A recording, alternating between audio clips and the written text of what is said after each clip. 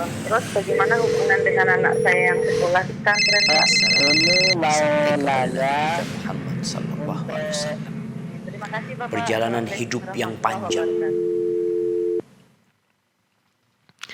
Bismillahirrahmanirrahim. Assalamualaikum warahmatullahi wabarakatuh. Alhamdulillahi wa kafa wassalatu wassalamu ala rasulihil mustafa wa ala alihi wa sahbihi wa maniktafa amma ba'd. Ikhwatal iman, pemirsa Fatwa TV rahimani wa rahimakumullah dimanapun Anda berada. Fa'ahlan wa sahlan wa marhaban bikum. Alhamdulillah senang sekali rasanya bisa kembali menyapa Anda semua dalam program live interaktif Fatwa TV yang pada kesempatan ini tema kita adalah konsultasi keluarga. Tentunya bersama guru kita Al-Ustadz Al-Fadil Dr. Syafiq Riza Basalama MA Hafizahullah Ta'ala. Salam dan salam semoga tercurahkan kepada Nabi kita yang mulia, Rasul tercinta Nabi Muhammad Sallallahu Alaihi Wasallam, juga kepada keluarga beliau, para sahabat beliau, serta orang-orang yang istiqamah di atas sunnah beliau hingga akhir zaman. Allahumma shalli ala Muhammad wa ala ali Muhammad. Ikhwatal iman, pemirsa Fatwa TV rahimani wa rahimakumullah dimanapun Anda berada. Walhamdulillah telah hadir bersama kita pengasuh live interaktif konsultasi keluarga Fatwa TV, Ustadz Dr. Syafiq Riza Basalamah MA Hafizahullah Ta'ala, yang merupakan salah satu anggota Dewan Fatwa Perhimpunan Al-Irsad, dan beliau telah hadir bersama kita di studio Fatwa TV Jember. Mari kita sapa beliau. Assalamualaikum warahmatullahi wabarakatuh Ustadzana. Waalaikumsalam warahmatullahi wabarakatuh. Ahlan wa sahlan. Ahlan Ustadz. Kif halakum Ustadz? As'adallahu lailatakum. Alhamdulillah bi khair. Allah barik fikum. Jazakumullah khair atas waktunya Ustadz. Sudah lama tak menyapa pemirsa dan menyapa kita di studio Masya Ustadz. Allah. Alhamdulillah. Kayaknya sejak Ramadan ya. Ramadan. Sahih. Sekarang sudah Dzulqa'dah Ustaz. Alhamdulillah. Alhamdulillah. Sebulan lebih, Masya Allah. Alhamdulillah. Sehat Ustaz ya? Alhamdulillah bi khair. Alhamdulillah. Barakallahu fiik Ustaz. Insyaallah 1 jam ke depan kita bersama-sama istifadah insyaallah Ustaz. Allah barik. Tentunya masih tema yang sama Ustaz, konsultasi keluarga Ustaz. Mudah-mudahan keluarganya sakinah semua. Amin amin Ini ya nggak rabbal banyak yang alamin. dikonsultasikan. Masya Allah. Baik kaum muslimin, para pemirsa dimanapun Anda berada, live interaktif kita kali ini juga ikut dirilai oleh radio yang tergabung di RTVC, diantaranya Radio Bebas Yogyakarta, Radio Sahabat Tegal Jawa Tengah, Radio MD FM Probolinggo, kemudian Radio Hang FM Batam, Radio Amoba Pangkal Pinang, Radio Sago FM Sumatera Barat, Radio Gema FM Bontang, Radio Al Hikmah Banyuwangi, Radio Tuah FM Riau, kemudian Radio Madinah Caruban dan Radio Mas FM Seragen. Kita ucapkan terima kasih wa jazakumullah khairan, dan untuk berpartisipasi para pemirsa, para pendengar dimanapun Anda berada di 033154460087 033154460087. Baik, sebelum kita merespon pertanyaan telah masuk di meja redaksi Fatwa TV, mari kita dengarkan nasihat pembuka dari Ustadz. Faltafadhal mashkura wa ma'jura. Jazakumullah khairan. Barakallah. Alhamdulillah alladzi bi ni'matihi tatimmus salihat. Segala puji bagi Allah Jalla Jalaluh yang karena nikmatnya kebaikan-kebaikan menjadi sempurna. Allahumma salli wa sallim wa zid wa barik wa an'im ala abdika wa rasulika sayyidina wa maulana Muhammadin wa ala alihi wa ashabihi ajma'in. Ya Allah, semoga salawat dan salam, berkah dan nikmat senantiasa Engkau curahkan untuk hamba kekasih-Mu, untuk baginda Nabi kita Muhammad alaihi salatu wassalam, untuk keluarga beliau, untuk istri-istri beliau, untuk putra-putri beliau, dan untuk seluruh sahabat Nabi. Semoga Allah meridhai kita bersama mereka. Amma ba'd, jamaah rahimakumullah. Hampir sebulan lebih kita meninggalkan bulan Ramadan. Bulan yang penuh dengan berkah. Kita merasakan kehadiran bulan itu merubah diri kita menjadi lebih baik, menjadi lebih soleh, menjadi lebih rajin beribadah, menjadi lebih tekun sholat, membaca Al-Quran, dan berbagai macam amal kebajikan lainnya. Tapi setelah sebulan lebih kita berpisah dengan Ramadan, ada banyak perubahan di diri kita. Padahal berbuat baik itu bukan hanya di bulan Ramadan. Bahkan Rasulullah SAW mengatakan, if'alul khaira dahrakum. Berbuat baiklah sepanjang tahun. Bukan hanya di bulan Ramadan. Bukan hanya di musim-musim yang penuh kebaikan. Wa ta'arradu li nafahati rabbikum. Tapi ada musim-musim kebaikan yang mau gak mau kita perlu lebih semangat lagi untuk mencari keridhaan Allah Azza wa Jalla di masa itu. Karena memang Allah punya musim-musim yang di situ Allah lipat gandakan pahala. Di situ Allah memberikan segala kebaikan. Maka nasihat ana buat diri ana sendiri dan antum semua untuk tetap bersemangat beramal soleh, apapun amalan itu. Jangan pernah meremehkan perbuatan kebaikan. Apalagi yang berkaitan dengan berdakwah menyampaikan agama Allah ini. Ana ingin menyampaikan sebuah kisah. Seorang sahabat ya. Bagaimana semangatnya dia untuk berbuat baik. Kisah ini terjadi pada tahun 9 Hijriah. Ketika Rasulullah SAW mengumumkan kepada para sahabatnya agar semua ikut perang. Khususnya yang punya kemampuan perang. Perang Tabuk. Perjalanan perang Tabuk itu kira-kira 700 km. Kondisinya di musim panas. Ketika orang malas keluar rumah. Mereka lebih milih untuk duduk di dalam rumahnya atau di bawah naungan pohon-pohon kurma mereka. Ada 7 orang yang datang kepada Nabi SAW mau berangkat. Orang-orang munafik gak berangkat. Ini orang 7 nih datang mau berangkat. Dia sampaikan kepada Nabi SAW niat mereka. Tapi mereka mengatakan kami gak punya apa-apa. La kendaraan wala bekal. Kata Nabi SAW, la ajidu ma'ahmilukum alaih. Kalau gitu gak bisa. Perjalanannya jauh loh. Akhirnya mereka pulang dalam kondisi menangis. Salah satu di antara mereka namanya Ulbah ibn Zaid. Ulbah ibn Zaid radhiyallahu ta'ala anhu. Malam harinya dia gak putus asa. Dia sholat malam. Entah berapa rakaat yang dia kerjakan. Thumma baka. Selesai sholat dia nangis. Dia berdoa memohon kepada Allah Azza wa Jalla mengatakan, Allahumma innaka qad amarta bil jihad. Ya Allah, sesungguhnya engkau telah memerintahkan untuk berjihad. Wa raghabta fih, dan engkau motivasi kita agar kita berangkat mengikuti peperangan itu. Thumma lam taj'al 'indi ma ataqawwa bihi ma'a Rasulullah SAW. Kemudian ya Allah, engkau tidak memberikan aku sesuatu yang bisa menjadi bekal buat aku untuk berangkat bersama Rasulullah SAW. Wa lam taj'al fi yadi Rasulillah sallallahu alaihi wasallam ma yahmiluna 'alaihi. Dan engkau juga tidak memberikan kepada Nabi SAW kendaraan atau apa yang bisa bawa kita. Artinya secara personal dia nggak bisa berangkat dan Nabi SAW juga nggak punya. Artinya kondisinya benar-benar uzur, dia nggak bisa berangkat. Lalu apa kata dia? Wa inni atasaddaq. Wa inni atasaddaq. Mau sedekah apa dia? Sesungguhnya aku akan bersedekah. Sedekah apa? Dia nggak punya apa-apa. Kata dia, fa inni atasaddaq ala kulli muslimin bi kulli madlamatin asabani biha fi malin au jasadin au irdin. Sesungguhnya aku bersedekah buat setiap muslim. Dia mau bagi pahala buat setiap muslim. Dari apa? Dari kedzaliman yang dilakukan orang kepada aku. Baik di dalam hartaku, tubuhku, kehormatanku, aku sedekahkan sudah. Jadi dengan semua kedzaliman yang dilakukan dia sedekahkan jamaah. Ketika pada sholat subuh Masjid Nabawi, Rasulullah SAW bertanya, Ainal mutasaddiq al-laylah? Mana yang tadi malam sedekah? Mana orang yang tadi malam bersedekah? Falam yakum ahad. Enggak ada satupun yang berdiri.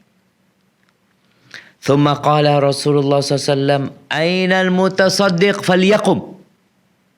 Mana yang bersedekah tadi malam? Berdiri sekarang. Faqama ilaihi Ulbah bin Zaid. Ulbah pun berdiri. mendatangi Rasulullah SAW. Faqala Rasulullah SAW, abshir, bergembiralah engkau. Fawalladhi nafsi biyadihi, laqad kutibat fi zakatil mutaqabbala. Sedekahmu tadi malam sudah dicatat termasuk zakat yang diterima oleh Allah SWT. Subhanallah. Hadis ini diriwayatkan oleh Hafidh dalam kitabnya Al-Isabah dan disahihkan oleh Syekh Al-Albani rahimahullah ta'ala. Jadi ahibati fillah, terus berbuat kebaikan. Jangan pernah merasa aku gak punya apa-apa, apa yang harus aku perbuat. Bayangkan Ulbah bin Zaid, dia berpikir apa yang dapat dia kerjakan. Dia bersedekah dengan kezaliman yang dilakukan orang buat setiap muslim. Artinya dia maafkan dan pahalanya dia bagikan sudah. Hadza, itu mungkin dapat Anda sampaikan. Semoga memotivasi kita untuk terus berbuat baik. Amin ya rabbal alamin. Ustaz, barakallahu fikum, Ustaz, jazakumullah khairan. Baik, kami kembali mengajak Anda semua para pemirsa, para pendengar dimanapun Anda berada, ingin berkonsultasi tentang keluarga di 033154460087.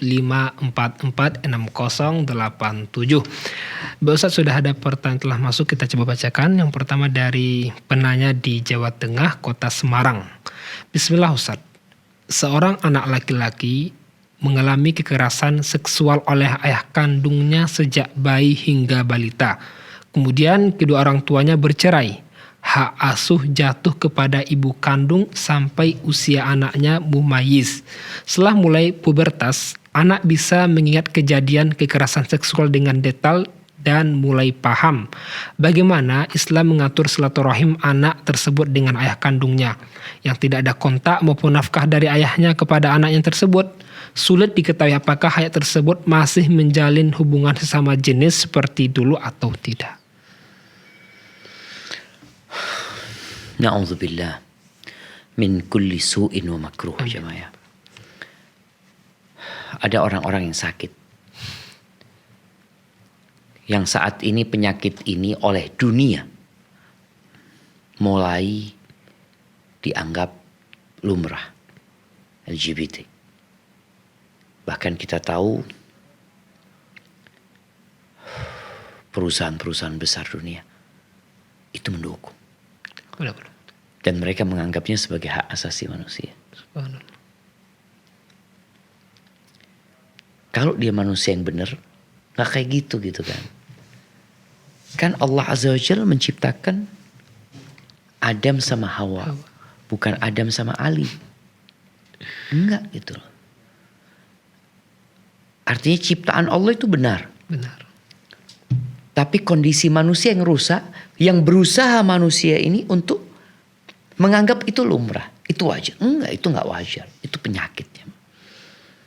Bagaimana Allah Azza wa Jalla ketika mengutus Nabi Lut kepada kaumnya. Nabi Lut mengatakan, "Ata'tunal fahishata ma sabaqakum biha min ahadin minal alamin." Apakah kalian melakukan al-fahisha? Fahisha itu perbuatan keji yang menjijikkan ya. Dosa yang menjijikkan. Yang tidak pernah dilakukan oleh umat sebelumnya. Nggak ada. Jadi sejak Nabi Adam melewati Nabi Nuh ya. Bayangkan berapa ribu tahun itu. Kemudian ke Nabi Saleh, Nabi Hud. Lalu nanti ke Nabi-Nabi lain, Nabi Ibrahim. Ini Nabi Lut hidup di masa Nabi Ibrahim AS. Jadi ribuan tahun, bahkan mungkin puluhan ribu tahun, nggak ada penyakit itu. Kemudian ada penyakit. Kalau kita aja takut sama COVID, ini penyakit Lebih. nggak ditakutkan oleh sebagian orang. Dia nggak apa-apa, kata dia itu. Lihat jemaah, korbannya siapa? Anak. Bapaknya LGBT, bapaknya homo. Anaknya masih bayi, mengalami kekerasan seksual. Gak waras ini orang. Baik, kembali kepada pertanyaan. Apa yang harus dilakukan oleh sang bunda? Maka hendaklah ibundanya menguatkan hati anaknya untuk beriman dengan takdir Allah Azza wa Jalla. Yang sudah terjadi, biarlah terjadi. Dan sekali lagi ibundanya harus menjaga nih anak. Jangan sampai kenangan lama itu jadi penyakit buat anaknya sehingga anak melakukan seperti yang dilakukan oleh orang tuanya. Karena banyak orang-orang yang seperti itu awalnya korban, kemudian jadi pelaku. Jadi pelaku. Maka tolong dijaga, dikuatkan iman anaknya, disampaikan bahwasanya hal tersebut ya udah takdir Allah, tapi itu sesuatu yang tidak boleh dilakukan. Taib, setelah itu berkaitan dengan kebaktian kepada orang tuanya, ya tetap ya anak itu wajib berbakti, kecuali kalau memang interaksi dengan orang tua membahayakan dia, maka menghindar. Tapi kalau tidak, maka dicari tahu ayahnya di mana. Mungkin ayahnya sudah bertobat, mungkin ayahnya sudah berubah ya. Dikatakan tadi ayahnya orang yang gak bertanggung jawab sebenarnya, gak ngasih nafkah, dan Anda ingin mengingatkan kepada setiap laki-laki, apabila engkau bercerai dengan istrimu, baik perceraian itu terjadi karena engkau yang menjatuhkan talak atau istrimu yang menggugat cerai, maka kewajiban memberikan nafkah kepada anak-anakmu itu adalah kewajiban bapak kandungnya. Walaupun anak hidup sama ibunya. Islam itu indah. Janda itu seharusnya tidak dibebani dengan ngasih makan anaknya. Siapa yang ngasih makan? Ya suami, bapak anak itu gitu. Mungkin tetap anak itu perlu cari tahu, dia perlu cari tahu kakeknya, neneknya, karena ini berkaitan dengan ya silaturahim. Sedangkan kita diperintahkan untuk menyambung rahim.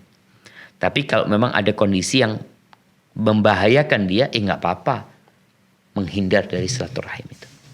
Hadza wallahu a'lam. Terus barakallahu fikum. Jadi bukan Nabi Lut yang melakukan, tapi kaum beliau Ustaz ya. Kaumnya Nabi Lut. Nah, Jazakallah khair Ustaz atas jawaban dan penjelasannya. Demikian yang bertanya, semoga bisa dipahami. Berikutnya kita coba sapa penelpon dari Sulawesi Barat, Ibu Fania. Silakan. Assalamualaikum Fatwa TV. Waalaikumsalam warahmatullahi wabarakatuh. Silakan Ibu. Assalamualaikum Ustaz. Waalaikumsalam warahmatullahi wabarakatuh. Ahlan wa sahlan. Barakallahu fiik. Gimana kabarnya Ibu? Ya, baik. Sulbar ini di mana Sulbar ini Bu? Sulawesi. Di kabupaten atau di kota? Nah, ibu kotanya Sulbar ini apa? Di Mandar. Saramin. Ibu kotanya Sulbar apa Ibu? Mamuju. Mamuju. Masya Allah, Masya Allah. Siap. Di Sulbar itu berarti suku Mandar ya. Kalau tadi dikatakan sebenarnya di Medina itu ada Quran terjemahan bahasa Mandar. Masya Allah. Masya Allah. Nah, silahkan Ibu Fayani. Ya, ini yang saya mau tanyakan. Bukan permasalahan rumah tangga saya, tapi rumah tangga adik saya. Siap. Silahkan Ibu. Begini Ustaz, adik saya ini sering datang ke rumah mengadu soal suaminya. Nah. Suaminya ini sudah beristri, tapi adik saya ini tidak mau menerima. Jadi suaminya menikah lagi. Ya. Siap. Nah. Tapi adik saya ini tidak mau menerima. Dia berikan pilihan pada suaminya. Nah. Karena dia tidak mau dimadu dengan alasan nafkahnya saja untuk saya tidak cukup. Iya. Iya. Jadi kondisi suaminya memang tidak mampu secara ekonomi. Iya, secara ekonomi. Kemudian Ibu? Beberapa hari kemudian suaminya itu dia lebih memilih istri istri mudanya. Dia lebih memberikan pernyataan cerai kepada istrinya. Kepada adik ibu. Ya. Memberikan surat pernyataan. Siap. Surat pernyataan ini sekarang ada di tangan saya. Pada tanggal 15 Desember 2021. Siap. Sampai sekarang ini keadaan mereka tidak menentu. Isi suratnya apa Ibu? Isi surat intinya menceraikan istri gitu. Iya. Isi saya bacakan Ustaz ya. Iya, kalau nggak panjang intinya, artinya poin yang paling berkaitan dengan cerai itu apa? Ya, intinya di sini sudah jatuh, dia menjatuhkan talak 1. Oke, siap, jelas berarti dia menjatuhkan talak 1. Ya. Tadi yang dikatakan oleh Ibu, kondisi mereka berdua nggak jelas gimana? Kan udah jatuh talak sekarang. Di belakang setelah dia memberikan surat ini, suaminya itu tidak menerima lagi. Kalau istrinya mengatakan saya sudah bukan istrimu, dia mengatakan siapa bilang kau bukan istriku. Dan seperti itu. Berarti mereka tetap satu rumah akhirnya? Kadang dia datang. Kadang subuh dia datang, baru balik lagi. Oke, siap. Berarti kan kondisinya suaminya ini masih menganggap istrinya. Jadi dia menganggap dia belum menjatuhkan cerai. Ya, tapi masalahnya ini Ustaz, ini istrinya ini yang tidak mau menerima. Jadi sulit. Tapi suaminya selalu meminta kepada saya untuk membujuk saya punya adik supaya saya punya adik ini tidak lanjut ke pengadilan. Oke, siap. Siap. Baik. Jadi sang suami tidak menginginkan perceraian sebenarnya. Iya. Iya, siap. Dia juga tidak mau menceraikan istri barunya itu, sedangkan adik saya juga tidak mau menerima. Nah. Bisa dipahami Ustaz ya. Baik, Iya. cukup Ibu, ditunggu jawabannya. Terima kasih Ibu Fayani di Sulbal. Barakallahu fiik. Solusinya. Baik Ibu. Baik, ditunggu Siap. jawabannya Ibu. Cukup. Ya, ya. Barakallahu fiik. Ya, silakan Ustaz. Nah, jadi yang pertama berkaitan dengan poligami ya. Allah Azza wa Jalla mengatakan fankihu ma taba lakum minan nisa mathna wa thulatha wa ruba'. Fa in khiftum alla ta'dilu fawahida. Artinya syariat poligami ini syariat bersyarat ya. Bersyarat. Bersyarat, syaratnya apa? Mampu berlaku adil. Kemudian nikah itu diperintahkan tapi juga dengan syarat. Syarat juga. Syaratnya apa? Mampu. Makanya kata Allah Azza wa Jalla mengatakan walladzina la yajiduna nikahan, Wala. dan orang-orang falyasta'fifil ladzina la yajiduna nikahan hatta yughniyahumullah min fadli. Orang yang tidak punya kemampuan menikah, ya udah hendaklah bersabar. Dia puasa atau apa sampai nanti Allah memberikan kecukupan kepada dia baru nikah gitu loh. Itu nikah yang pertama. Nikah yang kedua pun sama gitu loh. Artinya ketika seorang itu tidak memiliki kecukupan, artinya dia nggak mampu memberikan nafkah kepada istrinya, maka jangan nikah gitu loh. Terus gimana? Ya udah puasa. Jadi bagi para laki-laki yang tidak mampu menikah, jangan maksain karena Allah Azza wa Jalla nyuruh mereka bersabar sampai punya harta yang dapat digunakan untuk menikah. Karena juga menikah itu kita punya kewajiban memberikan nafkah kepada istrinya. Kalau tadi dikatakan sang suami ini nikah lagi dalam kondisi nafkahnya padahal belum mampu gitu loh. Tapi ini kan klaim sepihak. Jadi boleh jadi sebenarnya sang suami enggak, ana mampu, saya cuma istri ana aja yang nuntut, gitu loh. Artinya insya Allah nafkah cukup gitu loh. Dan mungkin sebagian kan juga menikah dengan wanita yang kaya, umpamanya yang kedua itu rasanya kaya, jadi nggak aman gitu loh, soal nafkah aman, umpamanya seperti itu. Nah, jadi intinya itu yang pertama. Yang kedua berkaitan dengan apa solusi dengan kondisi suami menjatuhkan talak. Oke, kalau memang sudah menjatuhkan talak, tapi kan bisa rujuk. Bisa. Boleh jadi sang suami beranggapan dia sudah merujuk istrinya. Surat cerai itu memang dia jatuhkan satu kali talak. Dalam masa iddah itu sang suami boleh merujuk istri tanpa kesepakatan istri. Jadi udah balik nih. Berarti kan anggapan suami sudah suami istri lagi. Tapi ternyata istri pertamanya tetap menggugat. Maka nasihat ana, dan nasihat ana ini bukan hanya buat penanya ya, bagi setiap wanita yang menggugat cerai suaminya karena suaminya nikah lagi. Maka tolong duduk meminta petunjuk dari Allah Azza wa Jalla, kemudian menimbang-nimbang maslahat dan mudarat. Kalau dia bercerai, apa maslahat buat dia? Apa maslahat buat anak-anaknya? Apa maslahat buat keluarga besarnya? Apa maslahat buat suami?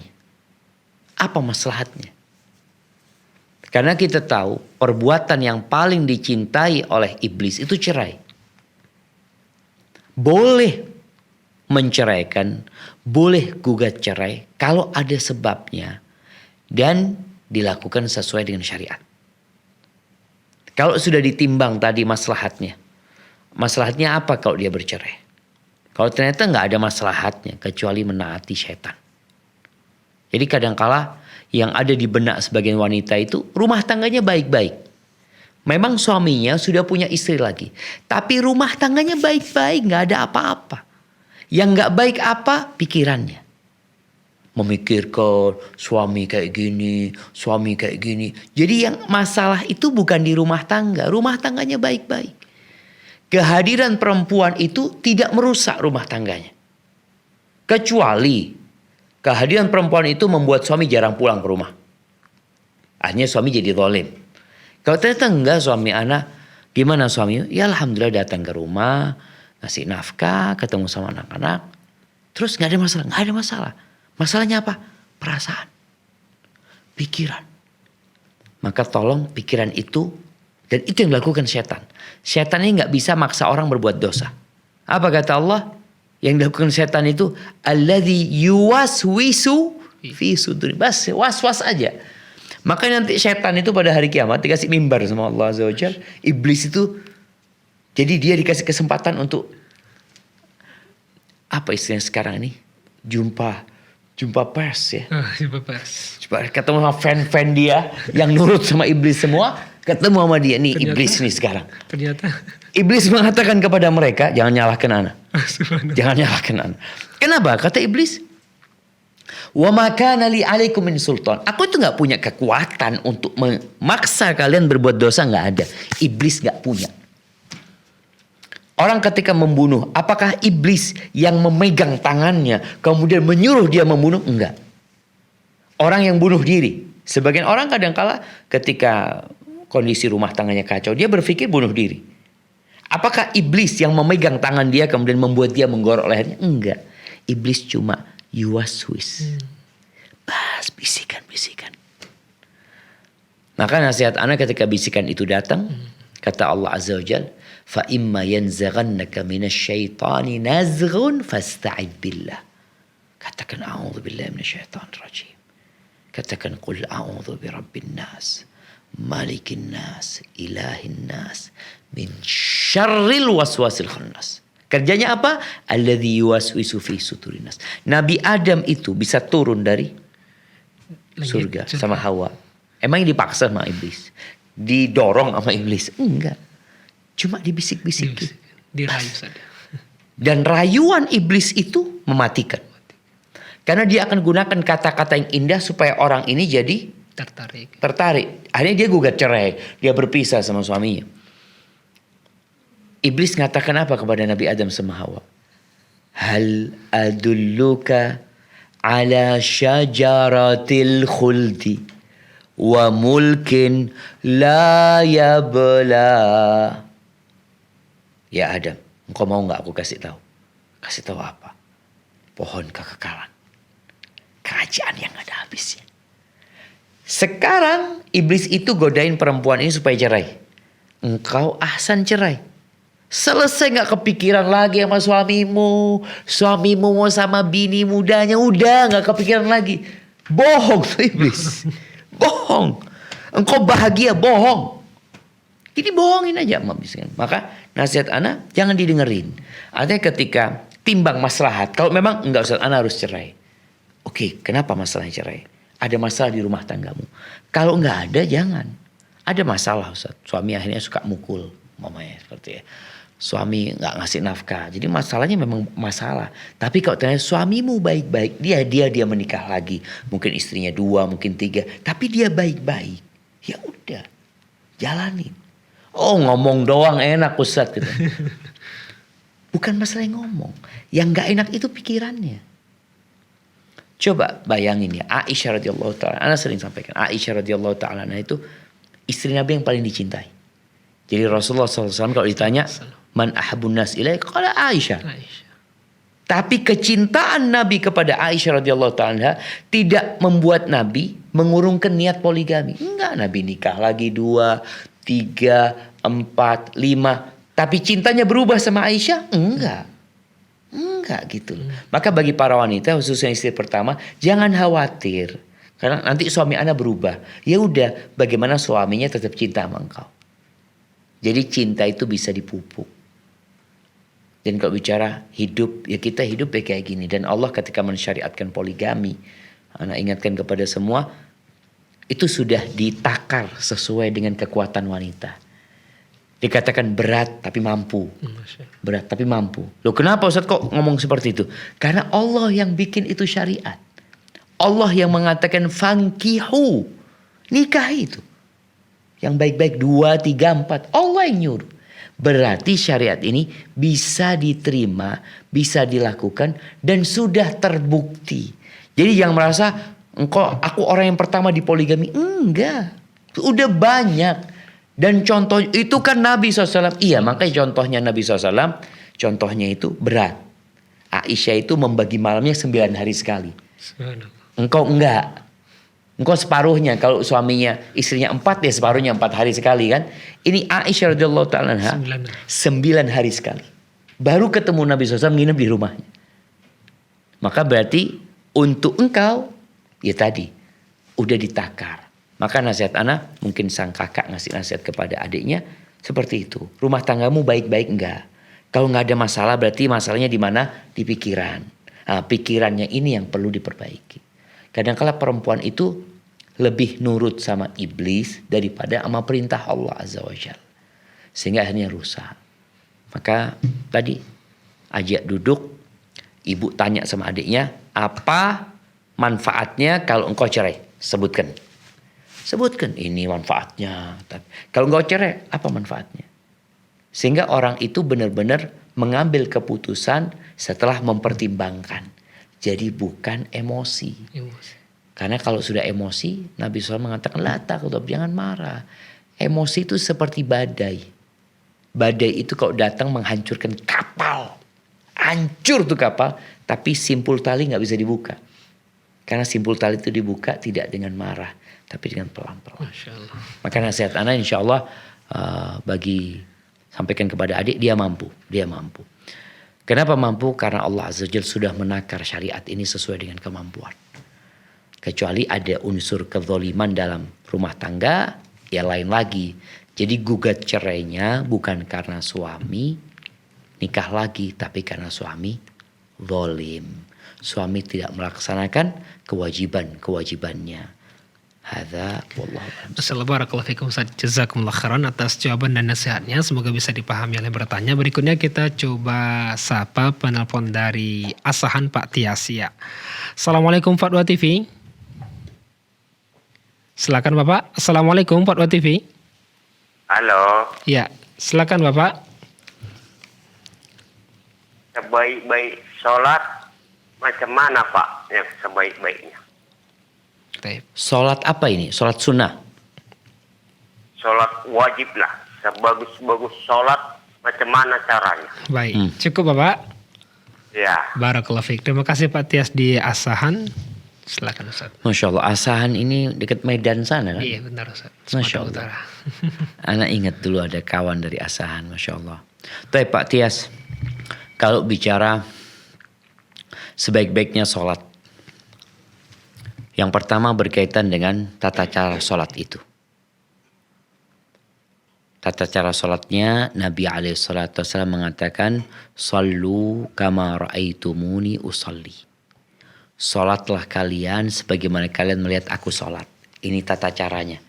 Sehingga kita perlu melakukan sholat sesuai dengan gerakan yang diajarkan Nabi SAW. Terus gimana? Ya kita perlu belajar. Makanya ada buku tuntunan sholat ya. Seperti Nabi SAW yang ditulis oleh Syekh Albani rahimahullahu ta'ala. Dan buku ini sudah diterjemahkan ke dalam bahasa Indonesia. Anda rasa bisa menjadi salah satu referensi Bapak Tias tadi. Yang kedua berkaitan dengan waktunya. Waktu pelaksanaannya. Allah Azza wa Jalla mengatakan, Inna salata kanat alal mu'minina kitaban mawquta. Salat itu kewajiban yang sudah ditentukan waktunya. Yang paling mulia mengerjakan salat adalah di awal waktu. Walaupun mungkin ada salat-salat lain yang boleh undur. Seperti sholat isya lebih baik ditunda ya. Tapi ketika dilaksanakan berjamaah. Baik, kemudian yang ketiga bicara tempatnya. Bagi kaum laki-laki, kata Nabi SAW, khairu salatir rajuli fi baitihi. Sebaik-baiknya sholat kaum laki-laki itu di rumahnya. Illal maktubah, kecuali sholat wajib. Sholat wajib di masjid. Jadi kalau sholat sunnah, lebih baik di rumah. Kemudian bicara tentang tumak nina. Jadi sholat itu di antara rukunnya adalah tumak nina. Rasulullah SAW mengatakan, Inna rajula la yusalli salata sittina sana. Walam tuqbal lahu salah. Ada orang yang sholat selama 60 tahun. Satu pun sholatnya nggak ada yang diterima. Kenapa? Karena dia asal-asalan sholatnya. Yutimmu ruku'ahu wala yutimmu sujudahu. Ruku'nya sempurna, sujudnya nggak sempurna. Sujudnya sempurna, ruku'nya nggak sempurna. Artinya dia asal-asalan sholatnya. Maka tolong itu diperhatikan. Tumak nina, bagaimana menghadirkan kekhusyuan. Kemudian yang terakhir, niat. Niat ini sebenarnya yang pertama ya. Tapi anak akhirkan karena banyak di antara kita yang tiap sholat dia niat sebenarnya sholat. Niat itu tempatnya di hati. Tapi sebagian sholat itu riya. Allah Azza wa Jalla mengatakan fawailul lil musallin. Celaka orang-orang yang sholat. Jadi kalau yang nggak sholat udah selesai, habis sudah. Penghuni neraka ketika ditanya ma salakakum fi saqar qalu lam nakum minal musallin. Kenapa kalian masuk neraka sakor? Kita nggak sholat dulu ya. Itu orang yang nggak sholat. Tapi ada orang yang sholat juga diancam neraka, diancam azab buat mereka. Kenapa? Alladzina hum an salatihim sahun, alladzina hum yura'un. Dia sholat tapi tadi lalai. Masalah rukun, wajibnya, waktunya. Pokoknya mau-mau dia sholat. Itu bicara secara praktek sholatnya. Secara niatnya Allah katakan alladzina hum an salatihim sahun, walladzina hum yura'un. Mereka adalah orang-orang yang riya. Jadi ketika sholat mereka dia sekedar berharap pujian dan sanjungan. Jadi sebaik-baiknya sholat tadi yang sesuai dengan tuntunan Nabi SAW. Kemudian syarat rukunnya terpenuhi. Waktunya di awal waktu. Tidak menunda-nunda. Dan niatnya ikhlas lillahi ta'ala. Hadallah. Ustaz, barakallahu fikum, Ustaz, jazakumullah khairan. Demikian Bapak Tias di Asahan yang bertanya, semoga bisa dipahami. Dan sekarang kita coba sapa penelpon dari Surabaya, Ibu hamba Allah di Surabaya. Silakan. Assalamualaikum Fatwa TV. Waalaikumsalam warahmatullahi wabarakatuh. Silakan Ibu. Assalamualaikum warahmatullahi wabarakatuh, Ustaz. Waalaikumsalam warahmatullahi wabarakatuh. Ahlan wa sahlan. Assalamualaikum, Ustaz. Mudah-mudahan Allah memberkahi umur Ustaz. Amin. Allahumma amin. Ustaz dan dimudahkan segala dakwahnya. Allahumma amin. Barakallahu fiik. Naam, tafadhali. Saya izin nanya dua hal perihal orang tua. Siap. Pasca cerai itu kan kondisinya sampai sekarang masih belum membaik itu Ustaz hubungannya. Sehingga Berapa lama perceraiannya sudah terjadi? kurang lebih 1 tahun atau 2 tahunan gitu Ustaz. Siap. Saya 2 bersaudara kan. Nah, adik saya kan qadarullah masih SMA, jadi ketika ada permasalahan kayak gitu ya membantu, tapi kayak belum bisa yang detail gitu. Jadi kalau untuk penengah atau apa, saya mau nggak mau yang minta tolong sama kedua orang tua. Tapi terkadang itu di satu sisi kayak nggak mau ngalah gitu. Jadi kayak nggak ada titik temunya. Nah itu gimana Ustaz, maksudnya sebagai anak gitu, kadang kayak ya juga capek gitu Ustaz gitu, tapi ya gimana gitu mau nggak. Artinya mereka sudah berjauhan, artinya udah nggak satu rumah lagi kan Abah sama Ibu? Iya, sudah berjauh, sudah nggak satu rumah, bahkan sudah saling menikah satu sama lain. Cuman kayak terkait kayak harta atau apa kadang kalau ayah maunya gini, ibu maunya gini, kadang kalau. Oke, berarti masih ada hubungan sebenarnya yang berkaitan dengan urusan harta. Iya Ustaz. Nah, terkait penyelesaian itu kalau misalkan dari harapannya ayah nggak sesuai gitu, saya kayak ditekan gimana gitu Ustaz. Nah, saya sendiri kayak ya bingung gitu Ustaz, maksudnya kan dua-duanya ya orang tua. Iya. Kadang juga capek gitu Ustaz. Subhanallah. Menurut Ustaz gimana?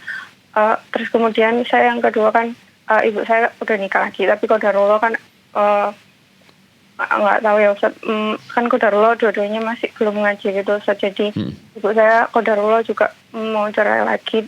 Nah itu menurut Ustaz, saya kalau misalkan bantu kerja di luar kota gitu gimana Ustaz, atau saya ahsannya nemenin ibu tapi ya udah kerja apa yang di tokonya ibu itu aja gitu, atau gimana ya Ustaz? Subhanallah, barakallahu fiik. Nah, Baik, cukup Ibu.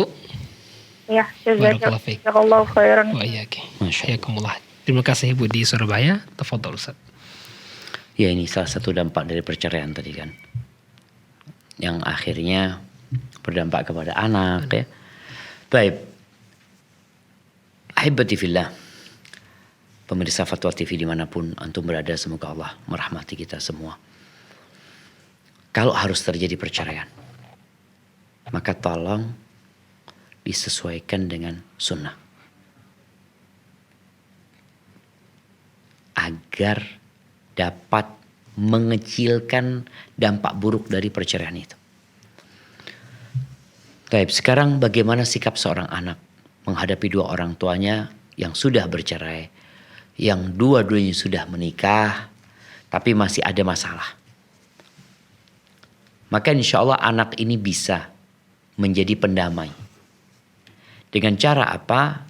Dengan cara meminta keridhaan orang tua. Tadi kalau urusan harta umpamanya, masa pembagian harta mungkin memang ada harta bersama. Ada harta bersama, bukan gono gini yang mungkin hartanya itu karena menikah, bukan. Tapi memang ada harta milik bersama yang harus dibagi umpamanya. Maka bagaimana sang anak ini menjadi mediator kebaikan? Dengan cara apa? Umpamanya datang ke ayahnya. Memang ibu umpamanya ibu minta 1M. Ayah cuma mau ngasih 800. Ya udah, bagaimana ngalah. Orang itu kadang-kala kalau jual beli kan tawar-tawaran. Jadi naik turun. Jadi mungkin itu yang dilakukan anak. Sampaikan kepada ayahnya, ayah naiklah ayah. Ibu turunilah sedikit. Jadi posisi anak itu benar-benar bisa mengenakkan keduanya. Karena kan dikatakan mungkin dia yang menjadi penengah sekarang gitu loh. Jadi usahakan yang berkaitan dengan harta itu ada mengalah tadi. Dengan merayu salah satu atau dua-duanya dirayu. Yang satu dirayu untuk menurunkan, yang satu dirayu untuk menaikkan. Jadi ketemu insya Allah seperti itu. Dan tentunya minta tolong sama Allah Azza wa Jalla. Rasulullah SAW kadang-kala kalau melihat ada pertikaian di antara para sahabat ya. Pernah Nabi SAW itu di rumahnya dengar keributan di masjid. Jadi Ka'ab bin Malik itu nagih utang sama salah satu sahabat. Sahabat yang punya utang ini ruwet. Ruwet itu dia mau nanti nunda-nunda macam-macam. Akhirnya Nabi SAW membuka tirai rumahnya mengatakan, ya Ka'ab, turunkan utangmu separuh. Artinya ikhlaskan separuhnya buat dia. Kata Ka'ab, naam ya Rasulullah. Artinya Ka'ab mengatakan, iya separuhnya aku ikhlaskan. Artinya utangnya mau 100 juta, 50 juta dia ikhlaskan. Terus Nabi SAW memanggil yang punya utang, sekarang engkau bangun bayar. Artinya dengan cara ambil jalan tengah gitu loh. Jadi kalau kadang-kadang kita lihat, antum pernah lihat ada rumah sengketa, ada tanah sengketa. Sampai mati yang punya belum selesai. Kenapa? Karena dua-duanya nggak mau ngalah. Coba ikutin yang disampaikan Nabi SAW tadi itu. Oke, biar dua-duanya dapat enak gitu loh. Ya udahlah. Kalau memang enggak itu hak ana Ustaz. Oke, haknya antum. Tadi Ka'ab itu haknya Ka'ab. Tapi Nabi suruh ikhlaskan. Jadi bukan bicara benar dan salah, enggak, tapi bicara bagaimana menyelesaikan masalah kan seperti itu. Jadi mungkin itu yang perlu anti sampaikan kepada kedua orang tua. Adapun kalau bicara anti kepingin keluar kota, mau kerja di luar kota, maka rasa mungkin lebih baik tetap anti bersama ibu. Ibu tadi dikatakan belum ngaji, keberadaan anti mungkin bisa ya membuat ibu jadi lebih tenang. Ibu kan sekarang punya masalah lagi, mau cerai lagi sama suami yang baru. Maka mungkin tadi ibu ngaji yuk. Insya Allah mudah-mudahan dapat solusi, mudah-mudahan ibu dapat jodoh yang lebih baik. Karena sejatinya jamaah jodoh yang baik itu diminta sama Allah Azza wa Jalla. Jadi yang ingin jodoh yang baik itu banyak berdoa, perbaiki diri. Bukan hanya nyari ya, ada orang nyari ingin yang baik. Engkau nggak pernah memperbaiki dirimu. Kadang-kadang nggak dapat yang baik gitu loh. Hada wallahu a'lam Masya Allah. bissawab. Barakallahu fikum Ustaz. Jazakumullah khairan atas jawaban dan penjelasannya. Demikian yang pertanyaan semoga bisa dipahami. Berikutnya kita coba sapa penelpon dari Pekanbaru, Umu Yodi. Ya, Assalamualaikum Fatwa TV. Waalaikumsalam warahmatullahi wabarakatuh. Silakan Umu Yodi. Iya, assalamualaikum Ustadz. Waalaikumsalam warahmatullahi wabarakatuh. Ahlan wa sahlan. Kif halak Umma Yodi? Alhamdulillah bisa Ustadz. Naam, tafadhali. Izin melanjutkan pertanyaan dari member WhatsApp di Rosa ya Ustadz. Siap, tafadhali.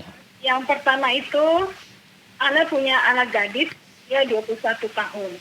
Qadarullah anak-anak ini menjadi ujian terbesar buat Ana dan suami. Ya, lulus dari SMK, tabiatnya berubah drastis, benar-benar tidak bisa dinasihati dan tidak bisa diarahkan. Karena dia sudah bisa mencari uang sendiri. Sepertinya salah pergaulan. Karena disuruh sholat tidak mau pakai hijab. Terus kalau kerja itu mencari yang tabarut seperti sales rokok, adat bata untuk pengantar-pengantin. Jadi banyak hal-hal yang dia lakukan itu di luar tuntunan syariat. Nasihatnya Ustadz, anak dan suami sudah lakukan segalanya, tetapi anak tidak mau menurut. Katanya anak jangan dikekang katanya. Kalau akan ada masanya nanti anak itu akan sadar katanya. Kalau dikekang nanti dia bunuh diri katanya Ustadz. Begitu Ustadz. Baik. Siap, barakallahu. Cukup Ibu. Terus yang satu lagi. Kedua. Naam. Sebelum hijrah, Sulana ini gugat cerai.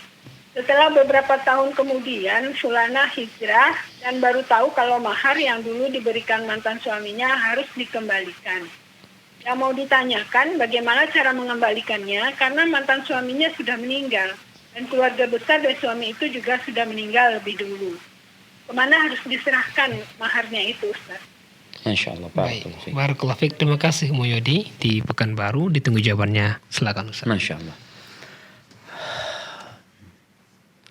Berkaitan dengan anak ya. Anak gadis Ustaz. Ini pelajaran buat kita semua jemaah untuk berdoa, minta sama Allah Azza wa Jal. Nabi Ibrahim alaihissalam, beliau berdoa, Rabbi ij'alni muqimas salati wa min dhurriyyati. Beliau berdoa, wa junubni wa baniya an na'budal asnam. Hindarkan aku dan keturunanku dari menyembah berhala-berhala. Kemudian di surat Al-Furqan Allah menyebutkan orang-orang hamba-hamba Allah yang sebenarnya itu doanya apa? Rabbana hablana min azwajina wa dhurriyyatina qurrata a'yun waj'alna lil muttaqina imama. Jadikan kami imam buat orang-orang yang bertakwa. Jadikan anak keturunan kami penyejuk pandangan kami ya. Dan orang tua hendaklah berusaha untuk memperbaiki diri agar Allah memperbaiki keluarganya. Terus sekarang apa yang harus dilakukan? Kalau tadi memang boleh jadi anak itu salah pergaulan. Ya berdoa. Minta sama Allah SWT. Yang kedua, ajak ngaji anaknya. Dan dalam kondisi dia masih seperti itu, ajak dia datang ke masjid, kajian. Ayo nak, bismillah. Engkau kan udah bekerja, sibuk. Ayolah sekali-kali. Ibu kan sudah, engkau katakan gak boleh dikekang ya. Sampaikan. Tapi sekarang ibu ingin engkau ikut ibu. Sekali sepekan duduk di majelis ilmu. Dikenalkan dengan kawan-kawan yang baik. Karena boleh jadi memang dia tadi kawannya gak baik semua gitu loh. Pengaruh lingkungan. Seperti itu. Dan memang anak itu udah dewasa. Udah besar gitu loh. Mungkin tidak seperti ketika kecil orang tua bisa mukul dia. Ini kan enggak lagi dia. Apalagi sudah bekerja Ustaz ya. Apalagi sudah bekerja bisa cari duit sendiri.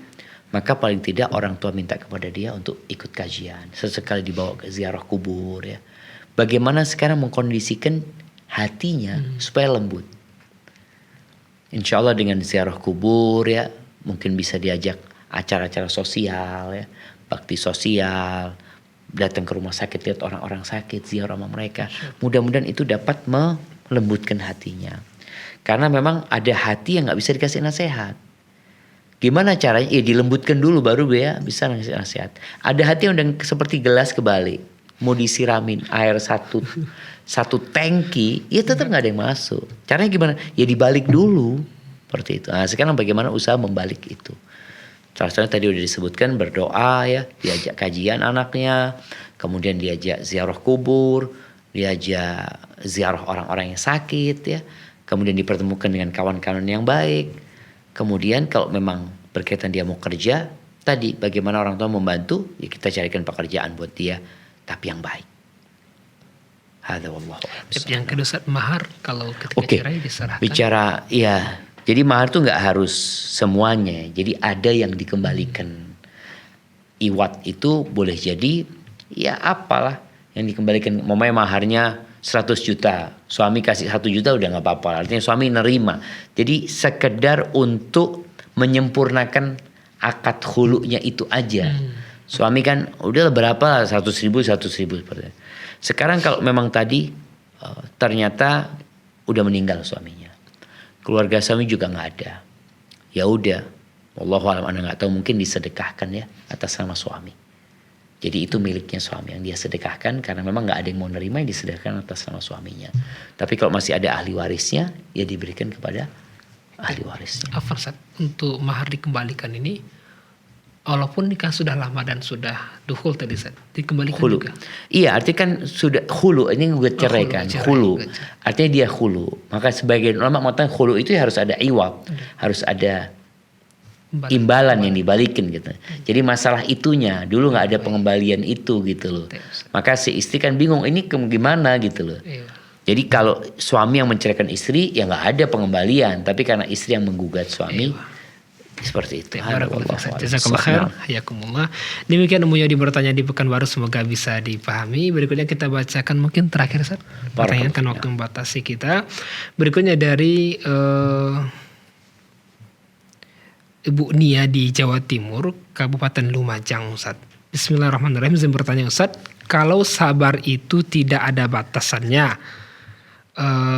misal kita pengen ambil pahalanya, batasannya sampai di mana?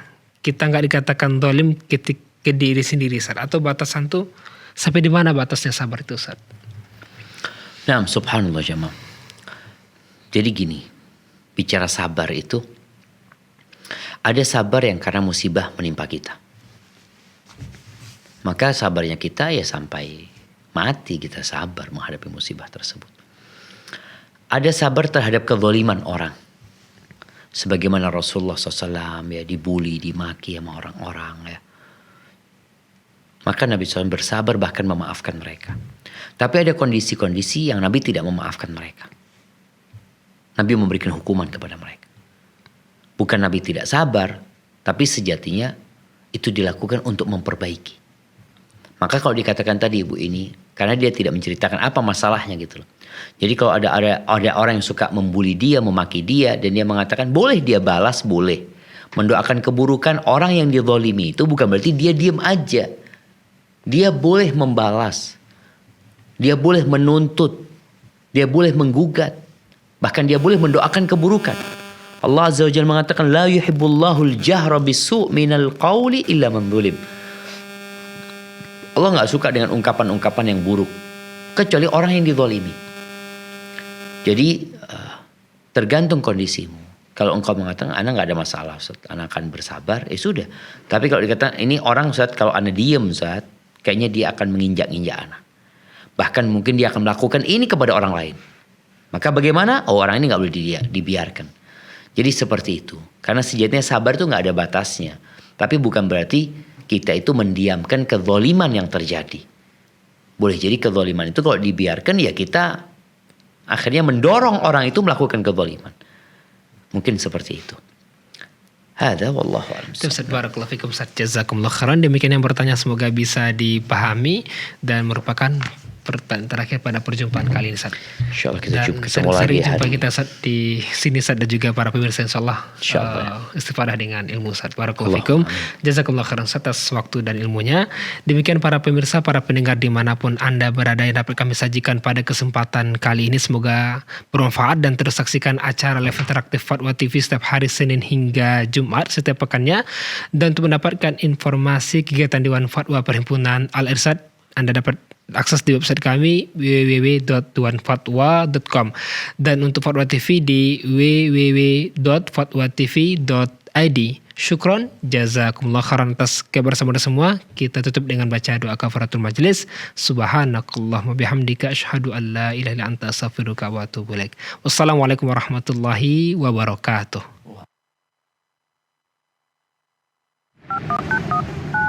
Ya Allah. Terus bagaimana hubungan dengan anak saya yang sekolah di pesantren?